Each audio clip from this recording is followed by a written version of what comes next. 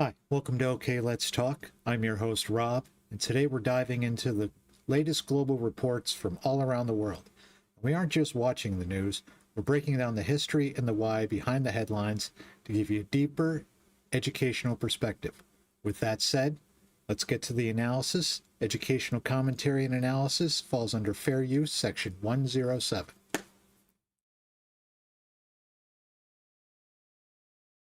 If a deal isn't reached to reopen the Strait of Hormuz.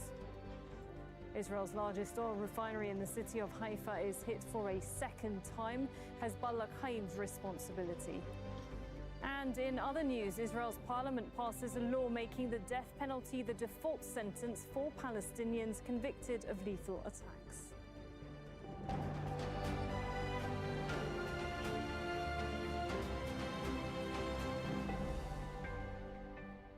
In an exclusive interview, U.S. Secretary of State Marco Rubio has told Al Jazeera that Iran must show that it's giving up its ambition to possess nuclear weapons.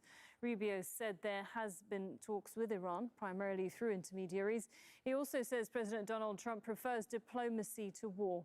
But at the same time, a spokesperson for Iran's foreign minister said his country has only received what he characterized as requests for talks through mediators.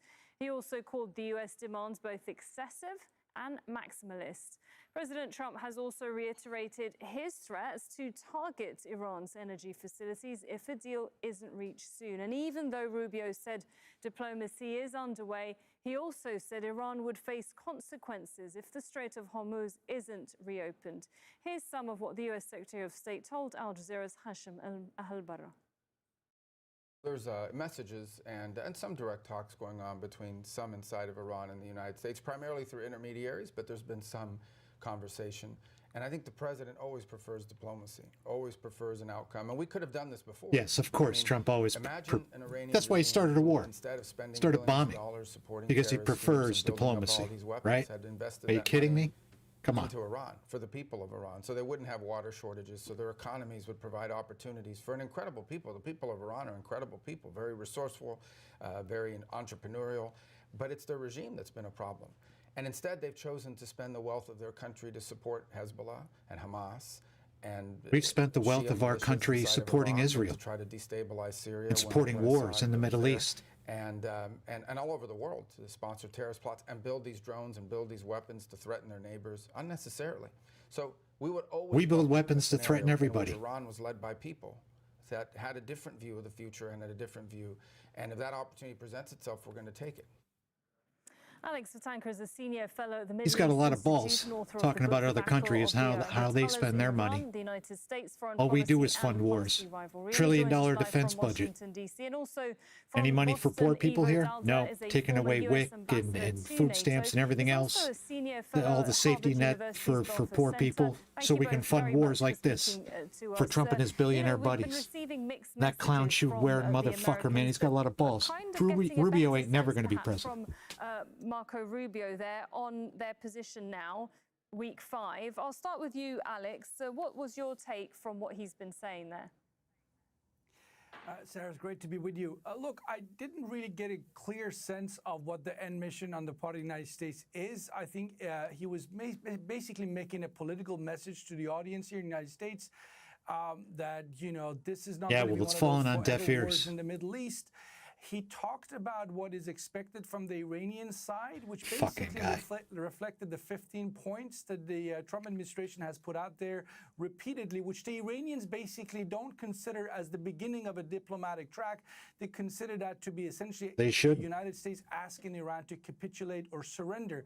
And they're saying that's a non-starter. On their part, the Iranians have a 5-point plan, which the American side will rightfully consider as a non-starter, including claims of Iran having some kind of control over the Strait of Hormuz and American bases leaving the Middle East. These are non-starters for the United States. The big question is, can both sides soften their positions to actually look for something that looks like a common middle ground? And that's the big one we we haven't seen so far. And instead, what we're seeing is more. Trump doesn't believe in a middle and ground. very likely some more military He's a bully. escalation in coming days. Yeah, exactly. More military built up. Eva, what do you think when it comes to the Strait of Hormuz?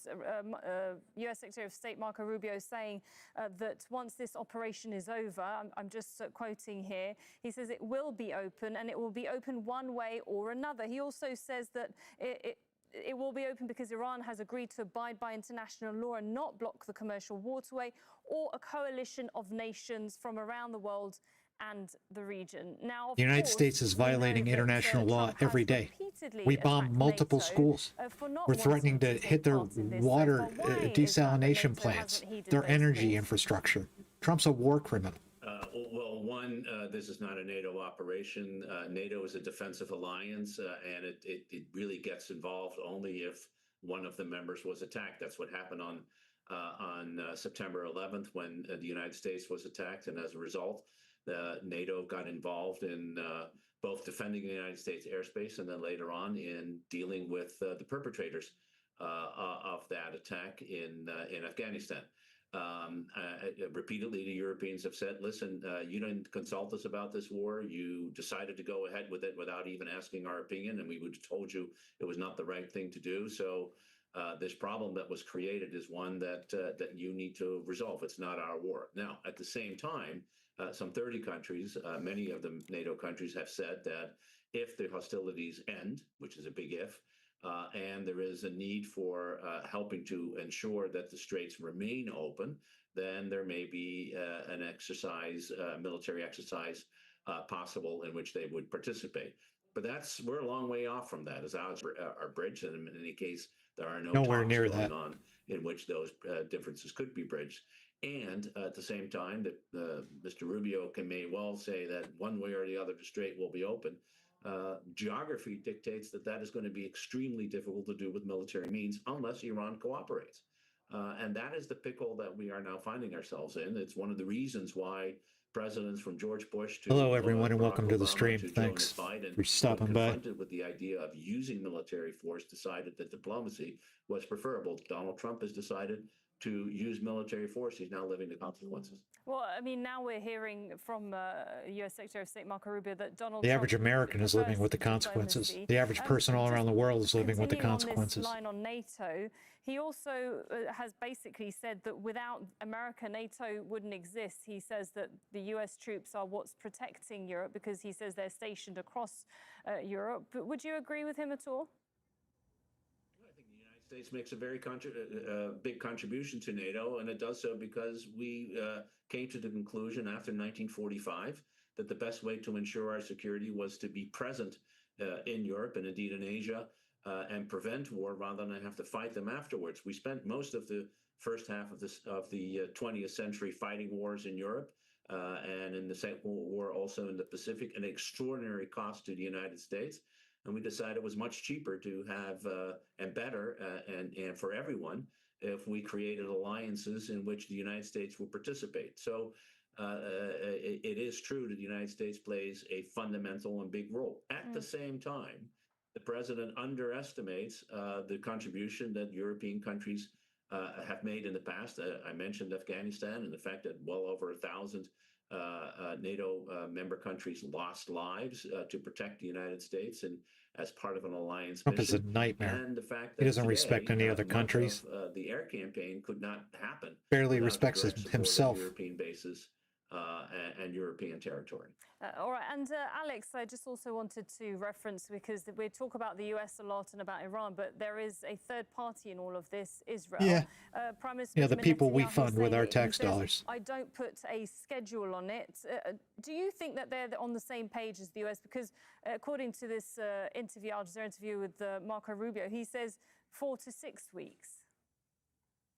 Yeah, I'm not sure if that's the case, because I think, I would take Prime Minister Netanyahu at his words when he says he wants basically regime change in Tehran. But frankly, in many ways, You're that not going is to the get it. ultimate resolution to the challenges of the Islamic Republic since 1979. I get that.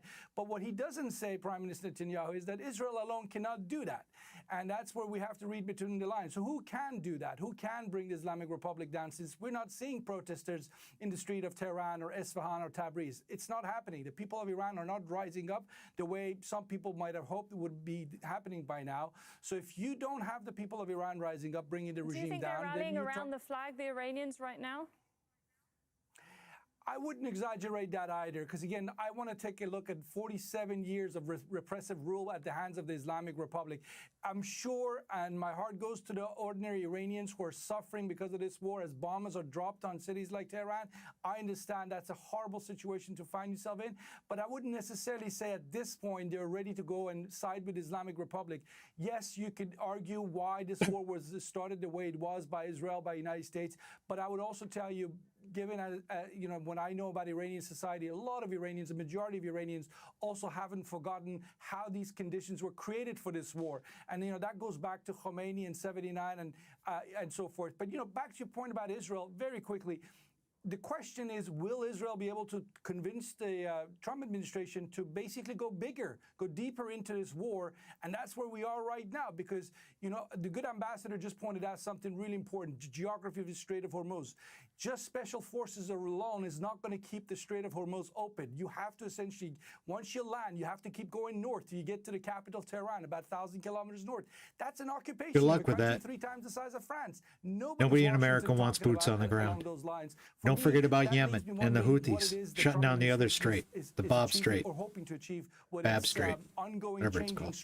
Yeah, many unanswered questions there. I'd like to thank both Trump's of going to you, get Alex so many American kids killed if he puts boots on the ground. Joining us. That's all we have time for. Nobody wants that. Nobody wants that. Right, well, let's get the view from Tehran now, because our correspondent Mohammed Val joins me live from there. So we did just hear earlier there from Marco Rubio, who was saying that diplomacy is, it seems, happening. But on your end, what can you tell us about the communication between Iran and the US? What are the Iranians saying here? Yes, Sarah, the spokesman of the Foreign Ministry has clarified looking for my once phone. again It's right that here. the Iranians haven't yet sat to a negotiation table with the Americans, and they are not even close to that.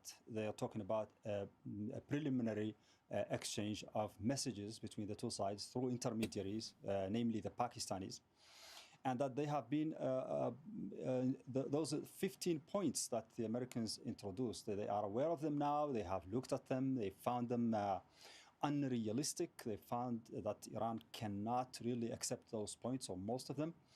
Maximalist, excessive, and impossible to accept. Iran has its own demands that it has explained also to the other side through the same intermediaries, and they are very far from the American demands. So there's a huge gap between the two sides. And while the Americans are saying that there are negotiations going on, and even President Trump sometimes saying that they are advanced and that the Iranians are doing a great job responding, and he even said that they have agreed on most of those 15 points. But that's not what the Iranians here are saying. They are saying completely the contrary. They are saying that Iran cannot accept any points that will compromise the dignity and the sovereignty of the great nation of Iran. This is what President Pezeshkian himself said today after when he resided over a meeting of the cabinet. That's something also very symbolic, very interesting. For the first time after the war, he said any decision regarding the end of the war will be made solely considering all the proposed conditions and within the framework of ensuring the dignity, security, and interests of the great nation of Iran.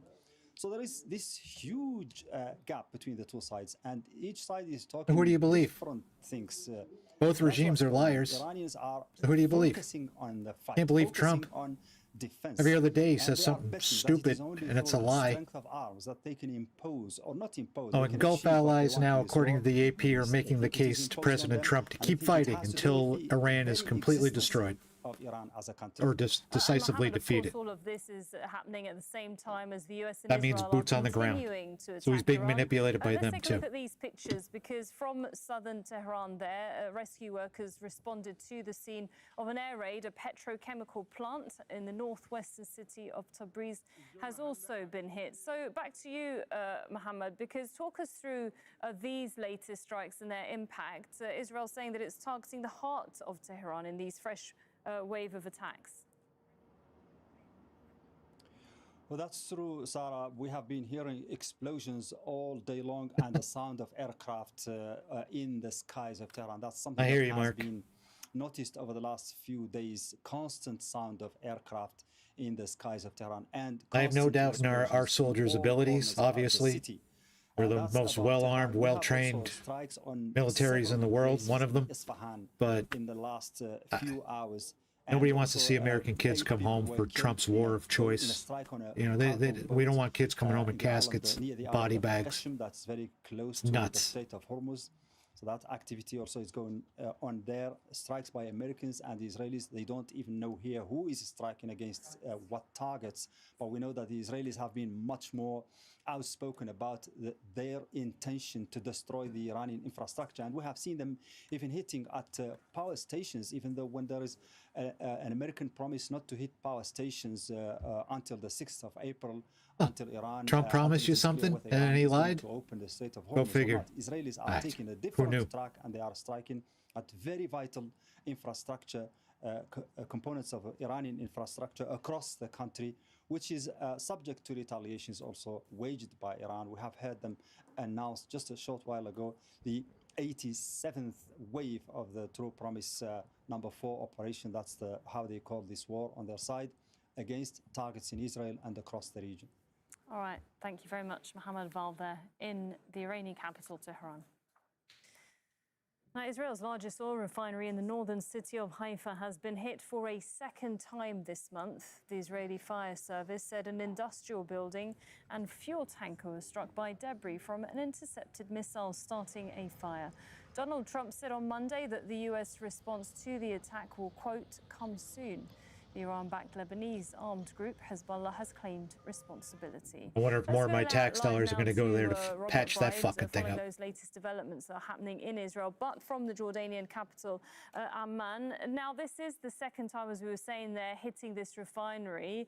That combined with a barrage from Iran and Hezbollah. Can you talk us through the sort of impact of this and the significance of this target? Because it is I agree, in an Mark. important city, a port city, which is Haifa. Nobody named Trump is going to fight. That's for sure. Yeah, that's right. This would be They'll very make money off it, concerning though. for Billions. Israel.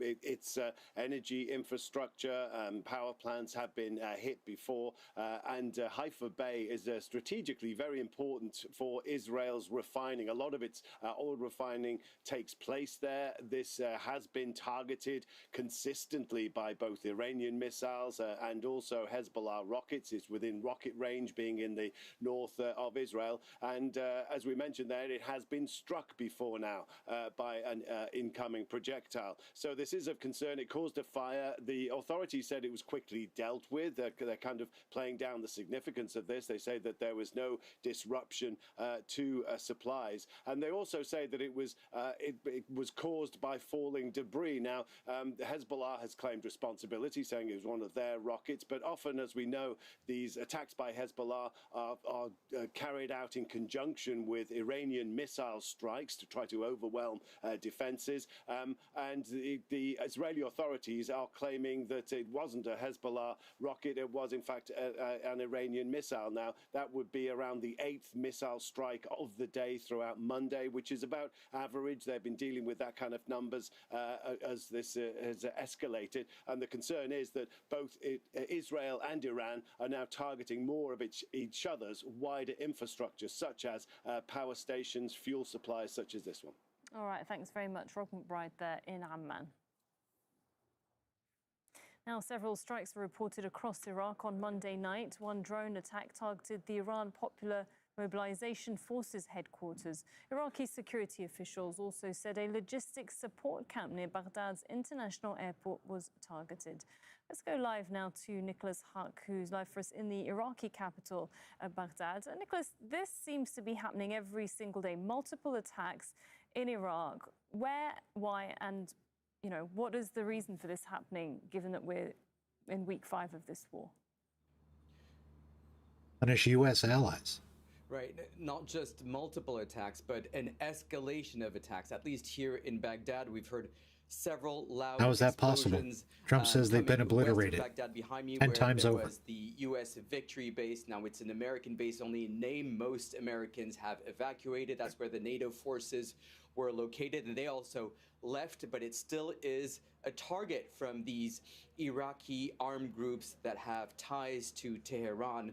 Now, one of them, called Al-Dam, the Iraqi Blood Avengers, says that it has targeted 5 strikes against American bases in the region within the last 24 hours, Sarah.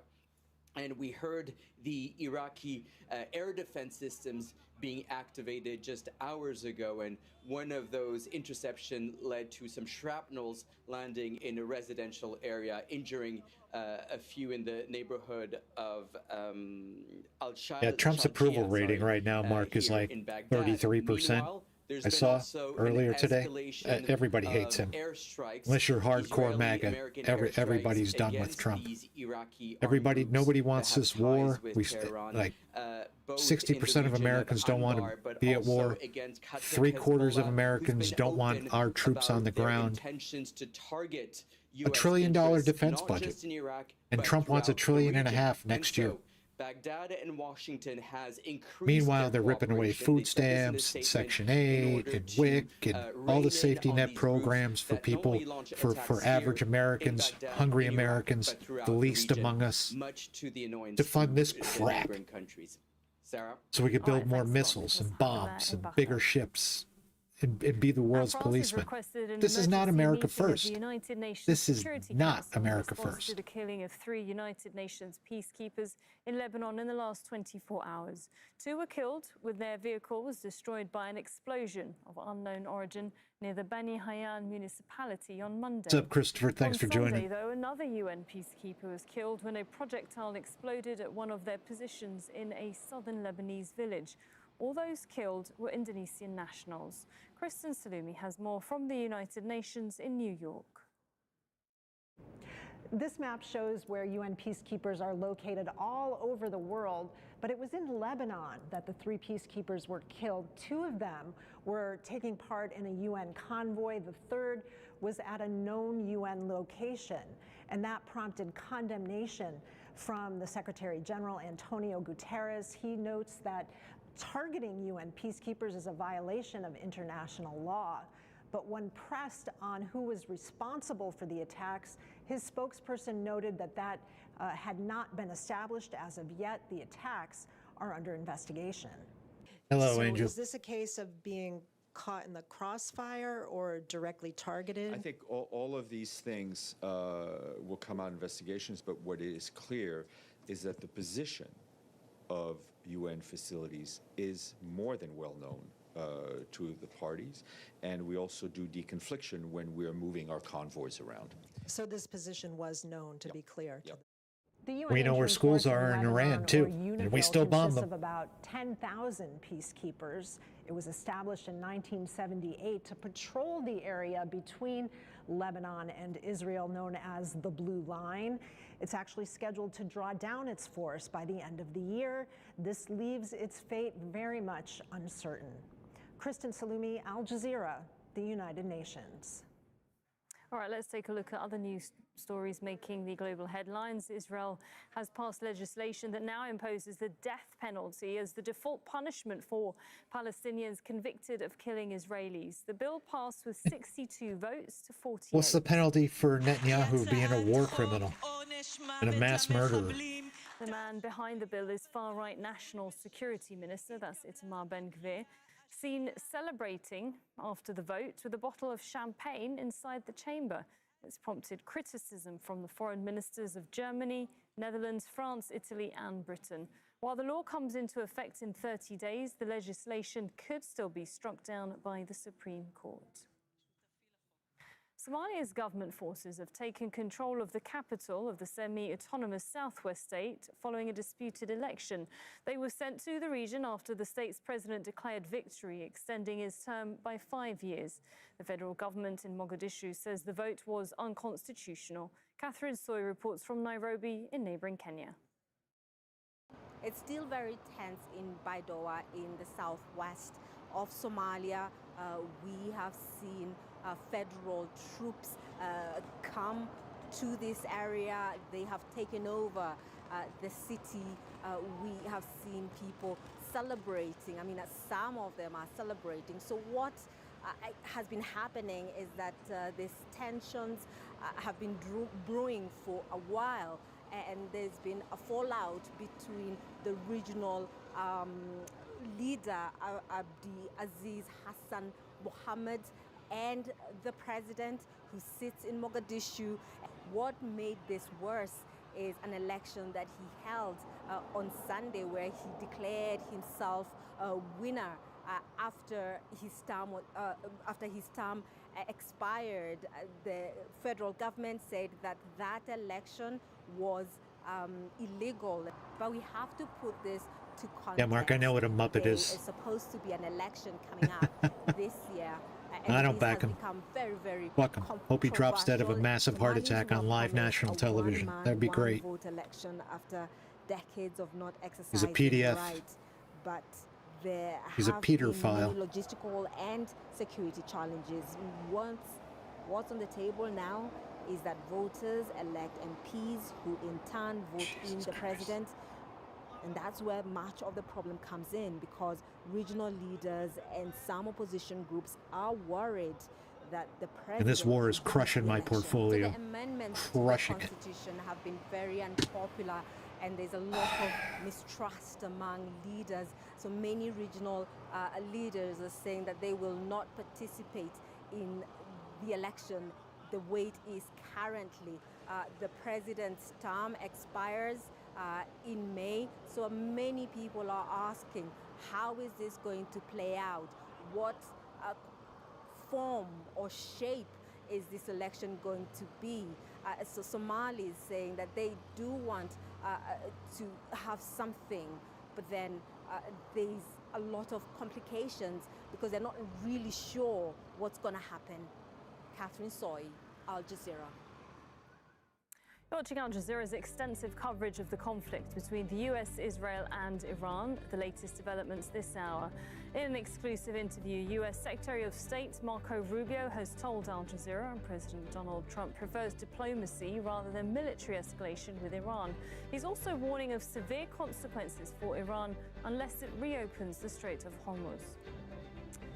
In Israel, an oil refinery has been hit by debris from an intercepted missile fired by the armed group Hezbollah in Lebanon. A large fire was seen at Haifa's Bazan refinery after it was targeted for the second time this month.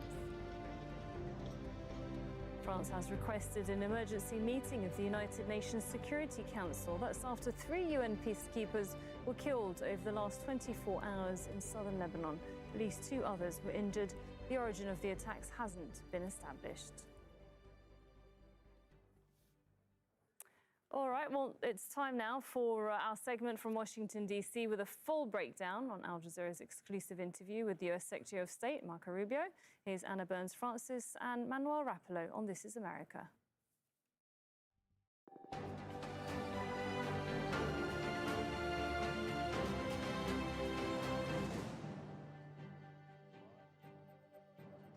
This is America, with Al Jazeera's exclusive interview with U.S. Secretary of State Marco Rubio. He's made the Trump administration's position clear. Iran cannot have a nuclear weapon. The Strait of Hormuz must reopen. And while President Trump always prefers diplomacy, overall, the United States is committed to getting the job done. Here's Anna Burns-Francis. Thanks, Manny. Marco Rubio is arguably the second most important man when it comes to setting the foreign policy of America. Clown Today, shoes. we'll take a look at where his strategy is taking the country. Be it Venezuela, Ukraine or Iran, Rubio is the man tasked with ensuring America's Former gay agenda escort, is too. successful. Whether it is depends on your point of view. Now he sat down for a wide-ranging interview with Al Jazeera about the conflict, what it hoped to achieve and where those hopes lie now. We'll be breaking all of this down with a range of guests and correspondents throughout the show. Richard Gaisford is at the State Department for us today, and our America's Bureau Chief, Hashim El-Barra, joins us in studio to discuss his interview with the Secretary of State. We'll also be joined by diplomatic and former administration guests to share their thoughts and insights into where this war is headed. But first, here's a short taste of what's to come. The Iranian regime can never have nuclear weapons. The United States is committed to finishing Trump the should job. never have nuclear the Straits weapons. Of Hormuz will be open. No, you're not. When this operation is over, It'll be it open will when Iran It's says very it'll be opaque open. right now. It's not quite clear how decisions are being made inside of Iran. If we decided tomorrow that we were going to It's not clear how decisions are being made here. That would be the end of NATO. The Secretary of State's been a prominent face of America's war What a on cuck. Iran, now in its What a fifth weird week. shoe-wearing How does cuck. America's principal foreign policy advisor see the hostilities ending? And how did the US, under a president who promised no new wars, find itself in an expanding global No new conflict? wars. Let's take a That's what listen MAGA to voted Secretary for. of State Marco Rubio.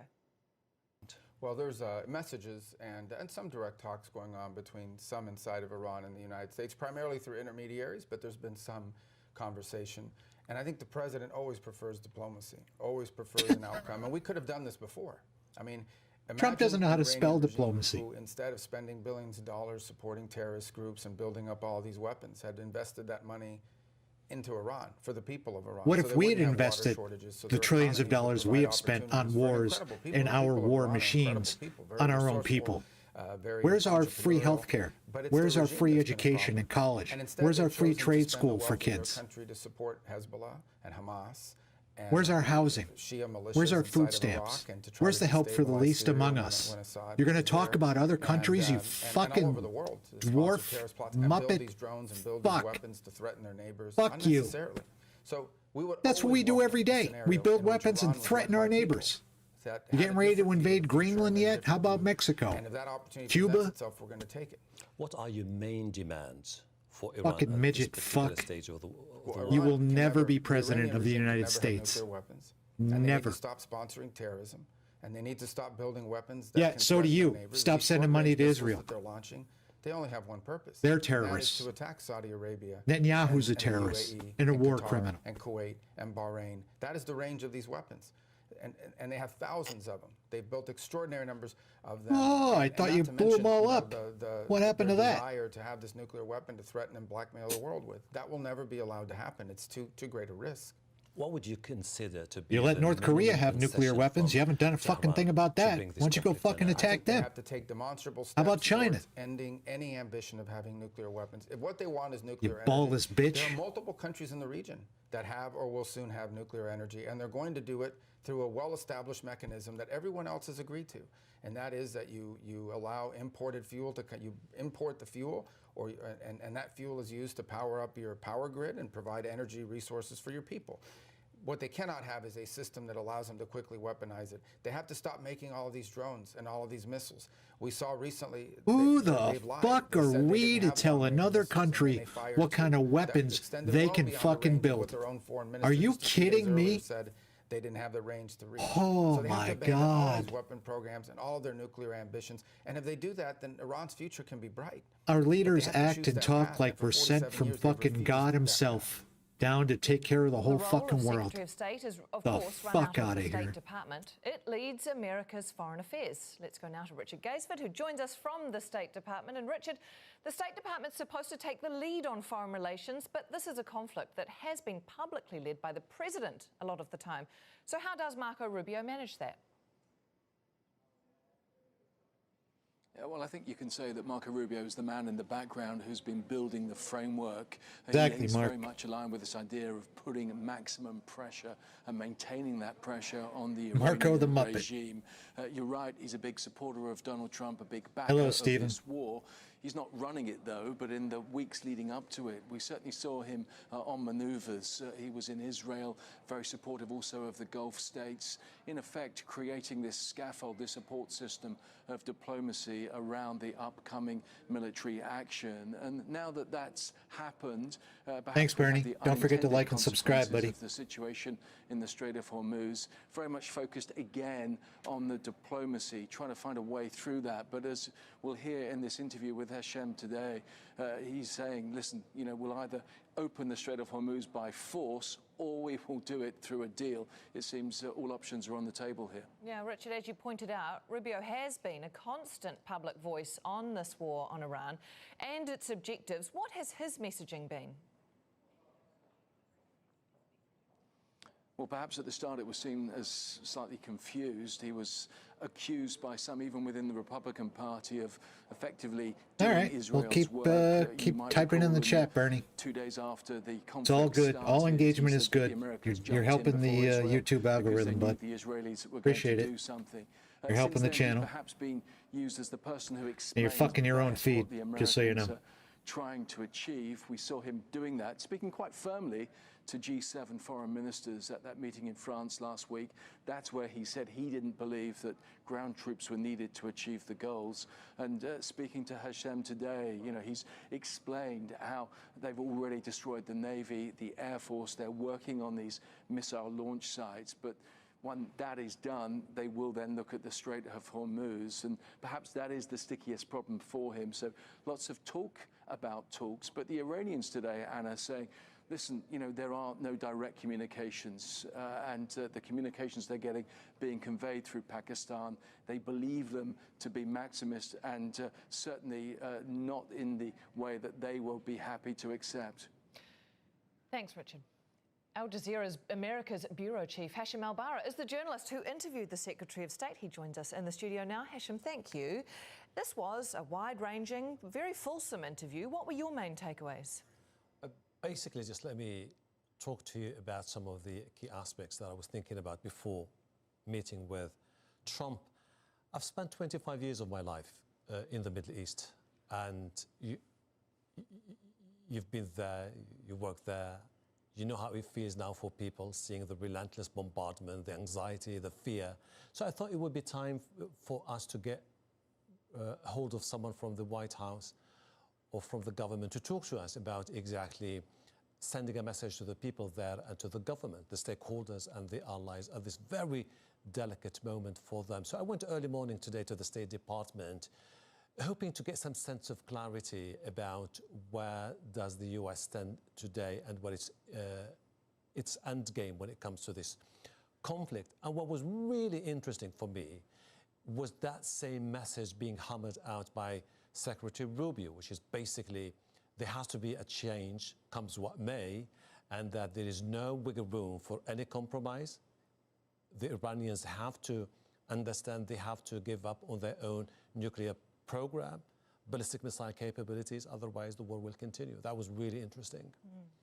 Did you get the impression, and perhaps you have given an inference here, that Marco Rubio is fully in step with President Trump on these objectives? Well, everybody knows that as Secretary of State and National Security Advisor, Trump's calling all the shots. widely perceived to be Rubio's just a very mouthpiece. vocal Give me a about the break. need to bring about Him in his a fucking clown big shoes. change in Iran. And when I say a big change, he is very vocal when it comes to bringing an end to theocracy, to the IRGC. Meanwhile, they're and bringing also theocracy here to the rule of United Mustafa States. Khamenei. Trying And this to is anyway. where Like, he fuck said, off "I with that want to shit see too. A sensible government, a rational Fucking government phony Christians. that deals with the United States of America in the near future." Is this something that they can implement in the near future? At least as far as I'm concerned, after that meeting that I had with him earlier today, it feels like the chances for a breakthrough when it comes to the talks are now very slim. Interesting. I was going to ask you what is most surprising about the interview, and I wonder if that actually is something that I am surprised to hear. In a way, yes. It was interesting when he said that there are direct talks with the Iranians and that there are intermediaries. So they must be exchanging some ideas about how to move forward.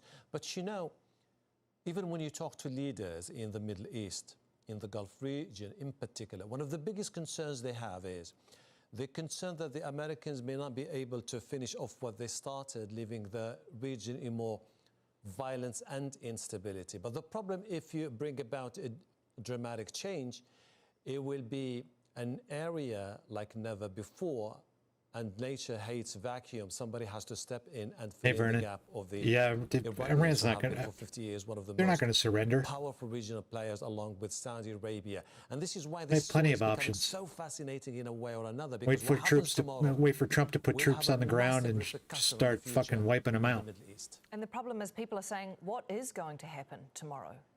People here do not want this war. They're very anxious.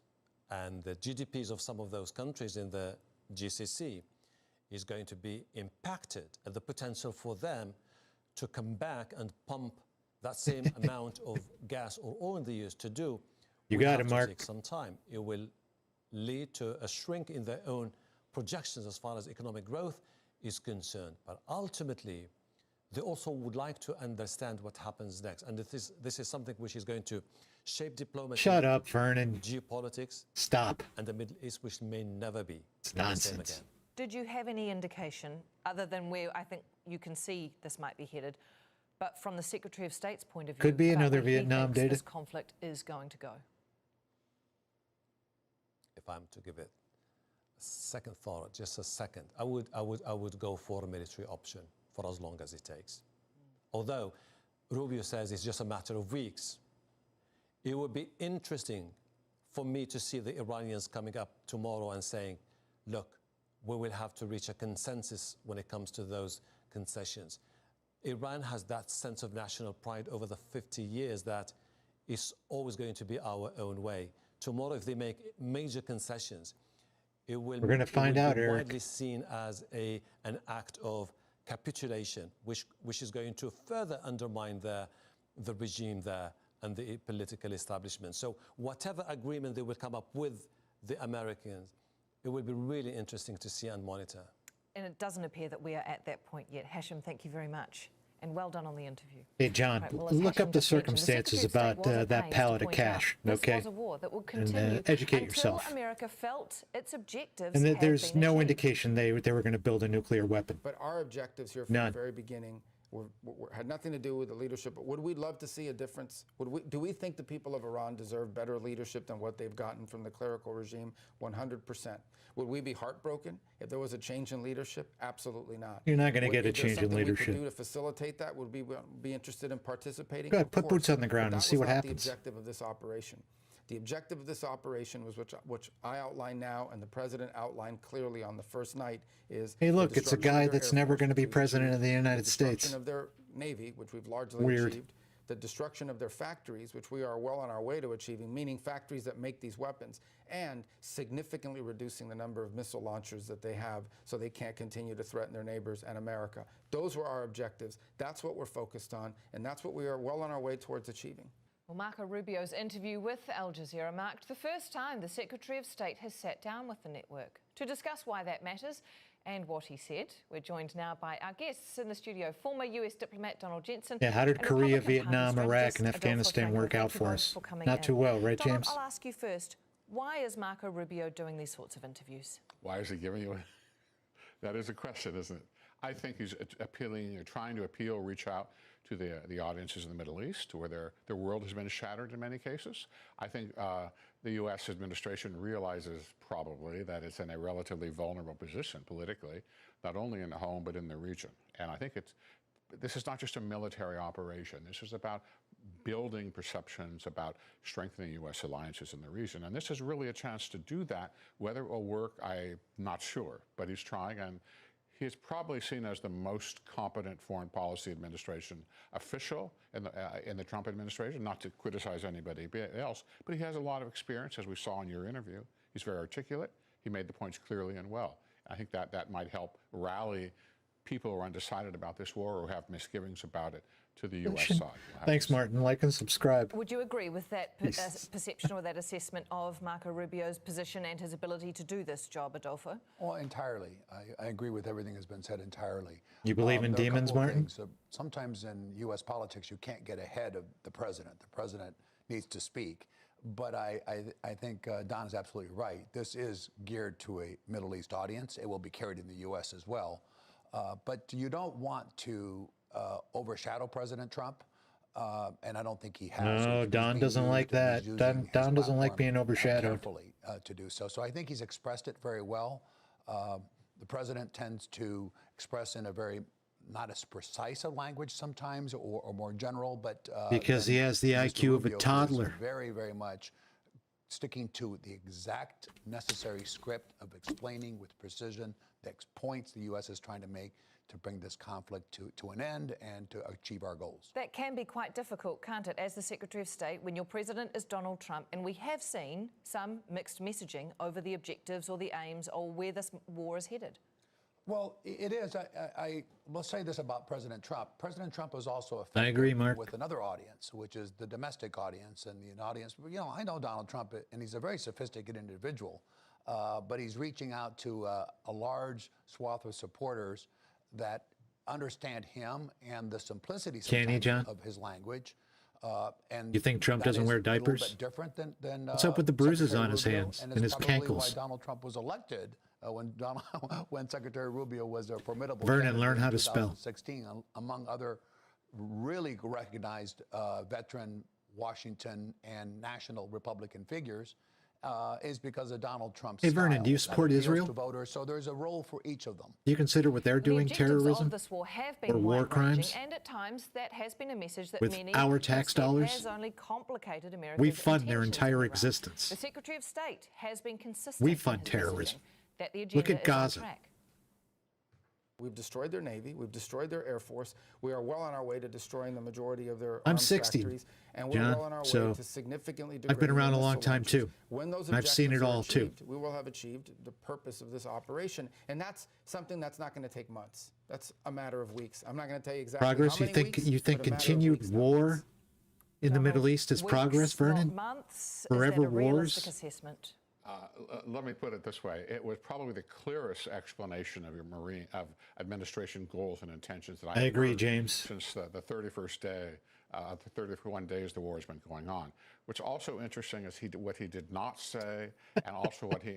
You hear that, What James? happened Vernon to said him, you're a number loser one is because he the, doesn't have anything to argue with. Abandonment of the regime change goal, Pathetic. strategy, which is not mentioned at all by Secretary Rubio. He clearly tried to reset it to a more military outcome, not looking at some of the alternative, sometimes unpleasant scenarios that might happen.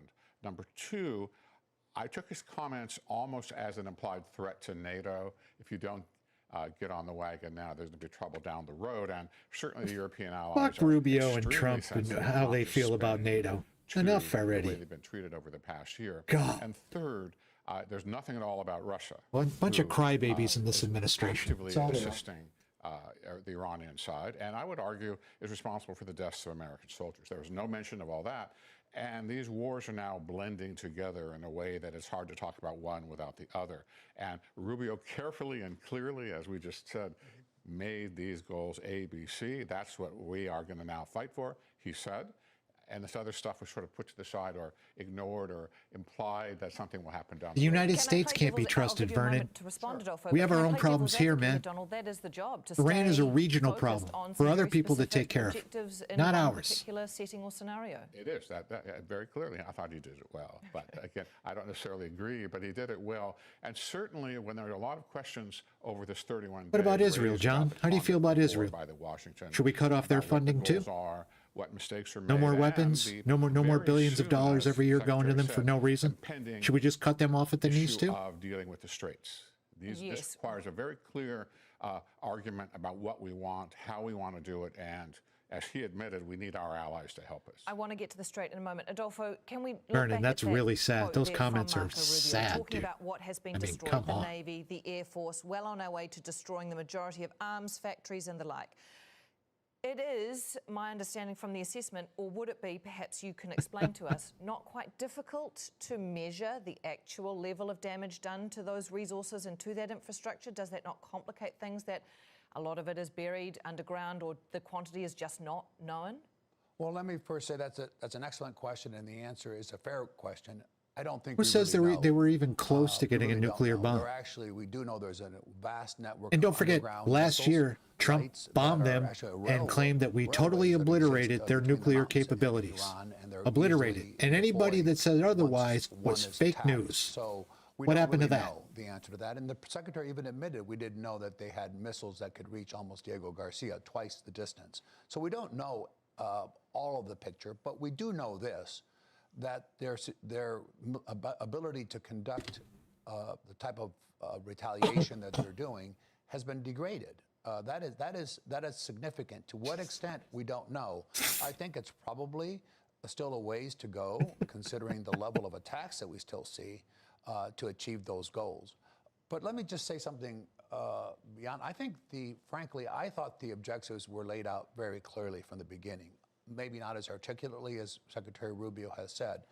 We haven't talked about this, but the primary reason was uranium enrichment and its capacity, and the uranium that the Iranians have already refined at 60%.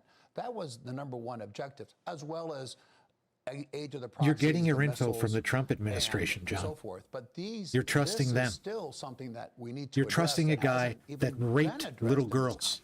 Well, the Secretary of State and is using this war as a Iran's distraction retaliatory from attacks that. Since February 28 prove the military action taken by the US was needed.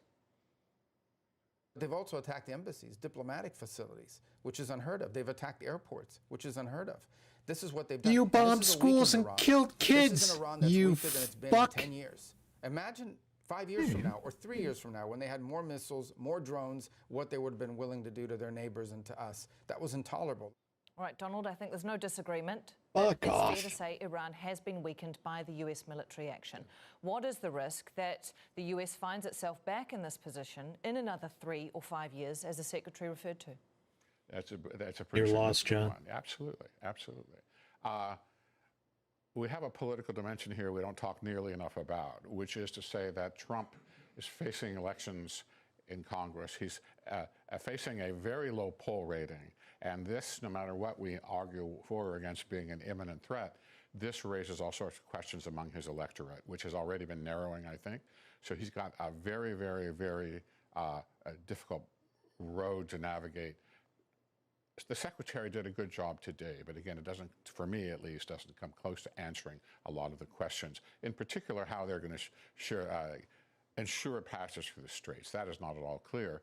No matter what Spain wants, that may require military on the ground, and that's going to be a political landmine for Trump this year. I didn't mean to imply, by the way, that Gonna be I the thought death war knell would for the go another GOP 3 in or 5 November. years, Adolfo. So The death knell. do you see that this will be a cycle that the US will need to repeat no matter how Only the weardos outcome like John is want boots on the resolved ground. this time? It depends. That's it. And it depends how this chapter is closed. The hardcore If it is 30% MAGA regime trash in the change, which again trailer is a desire, parks. and has always been a desire of the U.S. That there be regime change, but not a prerequisite. And You're not gonna get the it. capabilities of Iran are beyond degraded, but are almost non-existent. Then there might not be the need to return. But that is question right now. The Secretary have said of getting this job done at this time. I will say domestically, it depends. If this ends well for the U.S. and it ends in a short period of time, even if a few more weeks, I think it would be a net It never positive. ends well in the But Middle if it East does for the not, U.S. in terms of Never. domestic And it never politics, ends yes, it is an quickly. enormous complication, Never. For the president. Trump The puts question boots is on the whether we put ground. the We country's plant a interests flag on first that island, or his own Karg Island. political, We're there for years, ambitions first. And that's always years. difficult for And a thousands president of to American calculate, kids but are going to come home in think body ultimately he puts bags America because of first and he's Trump doing the and right his thing. bullshit. Speaking of regime change, shortly after the US and Israel launched its first strikes, We need Iran's regime leader, the change Ayatollah, was here. killed, trumpeted by the president as a significant win. But it quickly became clear it would not be a reason for the military operation to wrap up any sooner. Our objectives here from the very beginning had nothing to do with the leadership. But would we love to see a difference? Do we think the people of Iran deserve better leadership than what they've gotten from the clerical regime? Yes. 100%. Would we be heartbroken if there was a change in leadership? Absolutely not. If there's something we could do to facilitate that, would we be interested in participating? Of course. But How that do you was not the facilitate it, objective of this Marco? operation. You can't Donald, facilitate it was without putting regime boots on the change ground in one of the Tehran. objectives of going in here? You're going to go believe there? it You're going to do probably that? was, and that was certainly the hope of a lot of people in the administration and a lot of people in the United States. The problem is, as we found out many, many times in Vietnam and elsewhere, that's extraordinarily difficult to do. And frankly, I think there's no chance of it now, or very, very low. So as I said at the beginning, the Secretary cleverly focused on clear, measurable goals, as you said, less missile shots and that kind of thing. Because I think the most likely outcome will likely be, at least for the time being, the Revolutionary Guard running the country, and they could well be more hard line. And then course they're more If hardline. regime change was the goal, and let's say it might have been, that requires the White House to go back to people and say, why are they tougher now? So it's a very, very difficult thing. I think it was prudent for them, Rubio in particular, to talk You got it, about Mark. what he did. Send Marco the Concrete, Muppet. measurable, clear. Americans can understand that. Trump because I planted don't his think flag regime on the change is Epstein. very likely. Yep. People compare with Venezuela often, and I think this is a significantly different situation. The Strait of Hormuz sees a fifth of the world's oil passing through it daily, or at least it did until the war.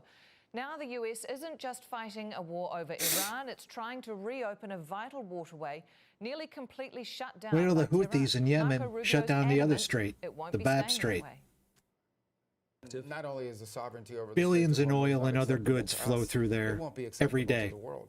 No one in the world can You're gonna have accept 2 it. straits Number one, shut down. it sets an incredible precedent. So this means that nations You're can gonna now have a take over global international economic waterways and claim disaster. them as their own. Disaster. The United States could do that now. The Chinese could do it in the South China Sea. No one in the world is going to accept that or should accept that. I should be clear, Donald, I don't think Iran is necessarily claiming ownership of the strait. They've just claimed the right to block it, which, for all intents and purposes, perhaps has the same outcome.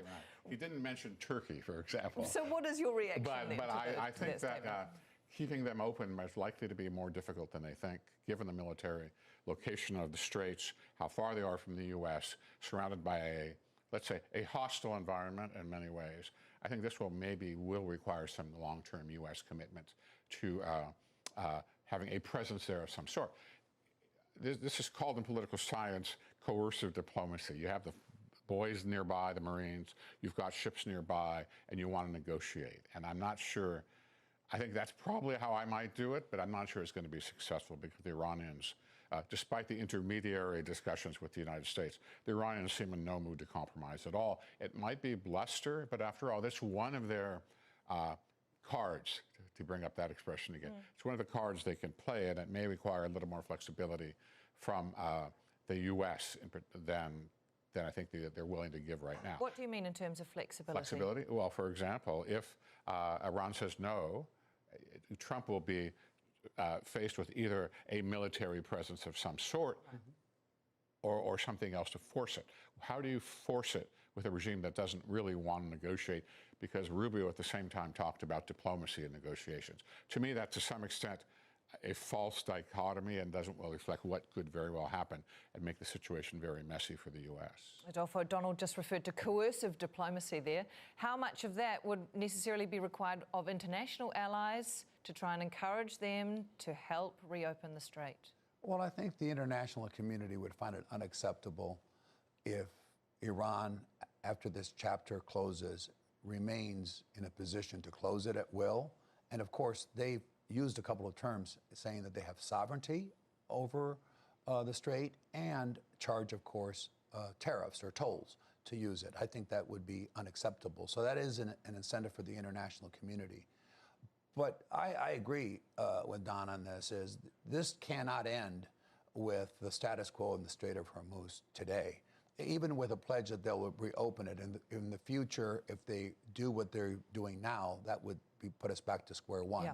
So therefore, it is more likely than not that we will deploy forces. By this course of diplomacy, I think we will deploy forces to take Karg Island and other islands along the strait to ensure the passage of these vessels safely. And of course, by taking Karg Island, you deny Iran its oil revenue. Yeah, you can take it. Try holding it. Again, an enormous, if you will, incentive for Iran to come to the table. But there's just no way the president could declare victory and have the world perceive that Iran can repeat this closing of the Strait of Hormuz. It's just unacceptable. It would also have terrible consequences, wouldn't it, if you took over Karg Island, with perhaps leading to a failed state of Iran, and then what happens to the entire country after that? That's true, but even back to our earlier conversations, you know, there's a lot of planning that goes into these things, but you can't script a war. That is always, people say, oh, what is the outcome? We can have goals and objectives, but as the war or the excursion, or one wants to call it, it takes on a life of its own, as we've seen. We haven't even talked about Yemen, the Houthis, the rest is going on in the region. I've got the notes. Okay. No, but the point is, you can't script it. That is the danger of doing something. But we did know that Iran was very likely to close the strait, did we not, gentlemen? Yes, of course, but that has, I've seen that in, not on Al Jazeera, but another American press that frankly is not as thoughtful. And that is, of course, that has been in the planning. If you go to CENTCOM or SOUTHCOM or any of these operations, of course, this has been planned by even Admiral Cooper knows this, or a fleet commander. That's been the planning. The question is, when they do it, what does it take and how long will it take to open it, and what are the options? But this is not a surprise to our military, to the president, or others. Gentlemen, thank you both for your time and your insights. Former US diplomat Donald Jensen and Republican Party strategist Adolfo Franco. Thank you. Thank you. Well, that's all from the team here in Washington. All right, guys, that's it for tonight. Just a quick hour. I'll be back tomorrow at 4 p.m. for 2 hours. Don't forget to like and subscribe.